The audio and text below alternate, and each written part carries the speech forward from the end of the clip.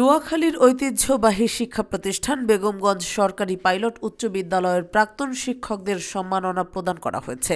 বিদ্যালয়ের হলরুমে পাইলটিয়ান 2002 ব্যাচের আয়োজনে এবং অ্যালামনাই অ্যাসোসিয়েশনের সার্বিক সহযোগিতায় এ সম্মাননা প্রদান করা হয়।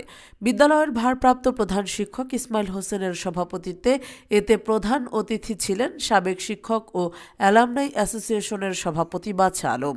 এ সময় চৌমুহনী সাধারণ ব্যবসায়ী সমিতির কার্যকরী সভাপতি মোর্শেদুল আমিন ফয়সাল, অ্যালামনাই অ্যাসোসিয়েশনের সাধারণ সম্পাদক মঞ্জুরুল হাসান শিমু সহ অনেকে বক্তব্য রাখেন।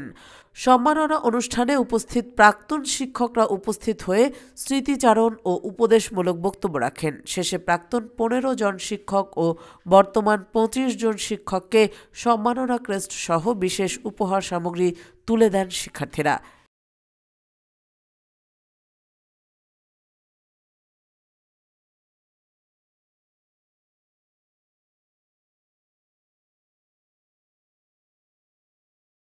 ডেস্ক রিপোর্ট, রিশন ডিজিটাল।